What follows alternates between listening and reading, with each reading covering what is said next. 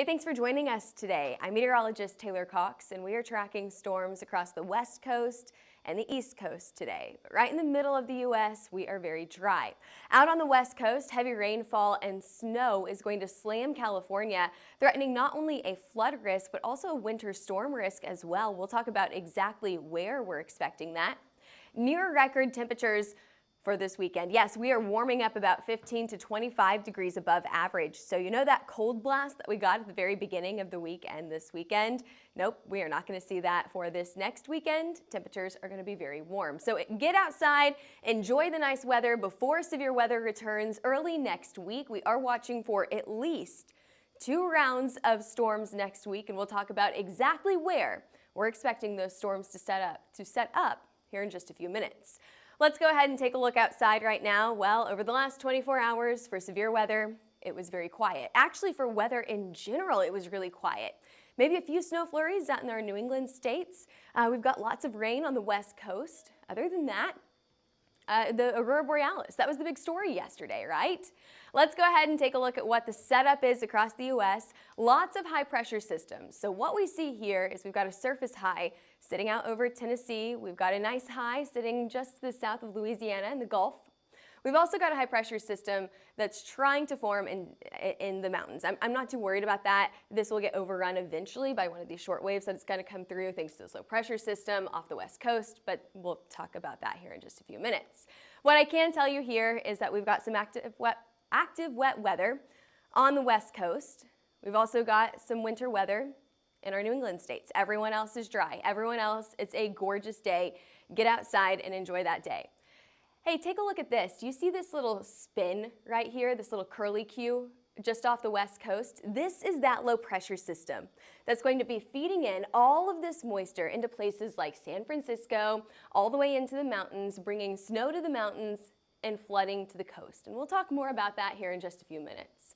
I don't have to tell you, you've probably already felt that nice warm weather out there. 72 in Oklahoma City, 65 in Kansas City. All thanks to that high pressure system that's sitting out in the Gulf Coast right now. Basically what's happening is the jet stream is ridging. So basically what we mean there is that it's been moving up to the north, creating a room for all of this warmer air to move into the central portion of the U.S. That's helping to warm us up. It's also helping us to keep us very, very dry. This low pressure system, that is our next weather maker. So what we're watching for here may be a bit confusing. Basically what this is going to do is it's going to die out, but it's going to propagate what we call a short wave. So if this is the long wave, we've got a little short wave, and that's going to be our next chance for severe weather, and that'll arrive on Sunday into Monday morning. Where? Well, we're not exactly sure yet. It really depends on temperatures. Are temperatures warm enough for storms? Is it cold enough for snow? We'll have to take a look at that. We've got another chance for storms later on next week. That'll be round 2, and that's all thanks to this low pressure system that moves on in the middle of the week. We're talking about Wednesday or Thursday. But for today, no significant hail is expected today. It's going to be pretty quiet out there for today. No significant wind, no significant storms at all. What we're really watching for, I'm going to take you back off to the East Coast, is that we do have a chance for severe weather in the Ohio Valley on Saturday, so that'll be during your weekend. We'll talk about that here in just a few minutes. But we, of course, also have that atmospheric river that's bringing all of this moisture to the West Coast right now. That's a really big story today because it's going to cause not only a flooding, but also a snow winter storm issue as well. Let's go ahead and zoom down into California. It's going to be a very, very rainy into the week. Thursday and Friday, it looks like on and off rain for places like San Francisco and Los Angeles, just over and over and over. We've got your flood risk on here as well as those winter storm warnings. So we've got a winter storm warning highlighted there in pink. A winter weather advisory highlighted in purple. How much snow are we talking about here? Up to 18 inches of snow in some of our upper elevations. So some of those lower elevations, 6 to 12 inches of snow, but 18 inches, holy moly, that is a lot of snow. No wonder that we have a winter storm warning on the board here. So that all happens at the end of this week. We also, of course, have that flood risk on here. We've got a level 2 flood risk for today. A level 2 flood risk going near some of our bigger cities as well for tomorrow. So we're going to have to keep an eye on that for tomorrow and on Saturday. Finally, by Sunday, this will all wrap up and it'll move a little bit closer to the middle of the U.S. We'll talk about that here in just a few minutes because it doesn't look like a lot of rain right now for central U.S. However, I do think that we could see some pockets of heavier rainfall. It really just depends on where it sets up. But yeah, for now, we've got flash flooding concerns for Los Angeles, heavy rain and snow for not only Los Angeles, but also San Francisco for that rain. And then you go just a little bit to the east, you go into some of those upper elevations, and that's where you have the snow that moves in today and tomorrow. Let's go back to our big map here. So what we see here is, of course, that low pressure system bringing in all that rain and snow out to the west coast. As this continues to move to the east, I hinted at this earlier, it's going to propagate a short wave. So let me explain this here. We've got a long wave and we've got a short wave. We've got two short waves that we have to watch out for first. Today, not worried about it. We've got a little short wave out in the Ohio Valley, Ohio River Valley here, including Cleveland, including Charleston, including Pittsburgh, Pennsylvania, all included in our next risk for severe weather. So we finally have severe weather back in the forecast for Saturday. It's a level 1 risk. We're going to see scattered showers and storms, create some high wind speeds, some high wind gusts. So let's go ahead and take a look at that wind forecast here. Columbus, Charleston, Pittsburgh, Cleveland, all included in that severe weather risk here. Again, I mentioned it's a low risk for strong winds, 60, 65, maybe 70 mile per hour wind gusts with this. Your hail risk is very low here, and the tornado risk also very low. Moving on, I want to go ahead and talk about later this weekend and into early next week. This is what we're watching for right here. Do you see how most of these lines are going to curve up to the north and then very smoothly curve down to the south? But we've got a little notch in one of those lines, a little kink in one of those lines. This basically means that there's some sort of active weather going on right here. So what does that mean? We call this a short wave. It's going to form a little surface low right near Denver, maybe just to the east of Denver. And what this is going to do is it's going to create some sort of wet weather for us. So we've got that lift. This shows us that we've got that lift. What are our temperatures doing? It's pretty warm down to the south. That could be good for severe weather. It's pretty cold up to the north. That could be pretty good for snow. This is what we call round 1, because round 2, we'll talk about it in a minute, looks a little bit more impressive. So let's go ahead, let's move on, let's talk about round 1 here. What does that look like from a radar perspective? There's all of that wet weather coming off from the west coast this weekend.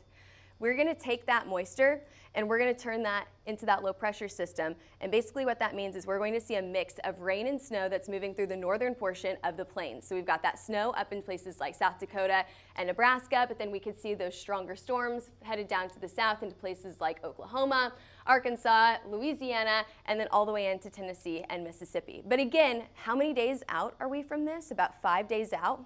So we don't know exactly what's going to happen right now. I'm not saying it's going to be severe, but it has the potential to.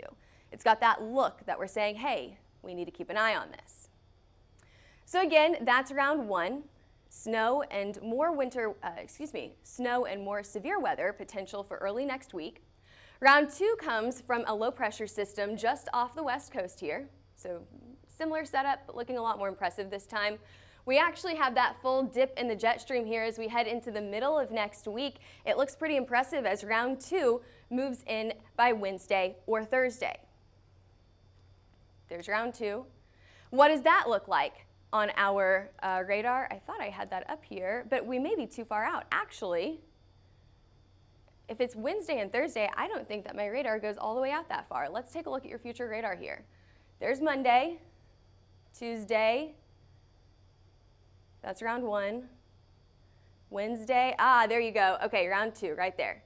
Wednesday and Thursday, now I would be keeping an eye on Thursday more than I would Wednesday, so we'll have to keep an eye on that. But again, models don't go out that far. Reliable models do not go out that far. So we don't know exactly what's going to happen there, but we know that something is going to happen. You know, something's going to change from this hot and dry weather, or warm and dry weather. Something is going to change that makes it more active and wet weather. Whether that comes in the form of snow or rain or severe weather, time will tell. As we get more information and models get better over the next few days, we'll get more information on that system. But we know that something will most likely happen early next week and into the middle of next week. So we've got 2 rounds there. But right now, what are we looking at? Well, temperatures are pretty warm. Look at that, 10 to 15 degrees above average for today and tomorrow. We could get to 20 degrees above average as we head into this weekend. It is a warm setup ahead of us. No, temperatures warmer than average. You see these reds on here, we're not talking about 90-degree weather unless you're down in like San Antonio. What we're watching for here are 60s, 70s, and 80s, really pleasant weather for this time of the year. Look at that, we could get up into the 80s into central Oklahoma on Friday and Saturday. That looks really nice. We've got 50s and 60s for places farther to the north. So it looks like temperatures are going to be well above average all the way through the weekend. What about after that? November 18th through the 22nd here, we're getting a lot closer to Thanksgiving at this time. Temperatures are likely to stay above average. That's what those areas highlighted in red mean. Chances for temperatures to be warmer than normal. At least through most of the U.S. If you go farther out to the west, it may be a little bit cooler. And we've also got a really good chance for wet weather to continue all the way through Thanksgiving or right before Thanksgiving. It looks like we're going to have above average rainfall totals as well.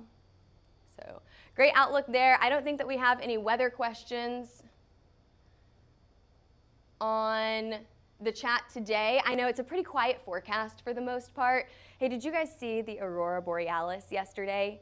Last night, it was absolutely gorgeous. We got to see it another time here in Oklahoma. We got to see it on Tuesday night and last night. So that was really cool to see. Send us your pictures of the northern lights, but of course, if you see any wet weather this weekend, send us your pictures of that as well. Follow us on Twitter, Facebook, Instagram, YouTube, and TikTok. We'll be following the weather for you, keeping you updated as we get more information on those potential storm chances into next week. We'll be posting it on all of our social media sites. And give us a call if you're interested in a wind, hail, or tornado map. This nice weather is the perfect time to go back and work storms from earlier in the year, or maybe this time next year. You want to take a look at a map of a storm that happened this time last year? Give us a call at 855-334-4245 or email us at info@hailtrace.com or head over to our website, hailtrace.com, for more information. Thanks for joining us today. I'm meteorologist Taylor Cox, and we'll see you back here same time, same place tomorrow.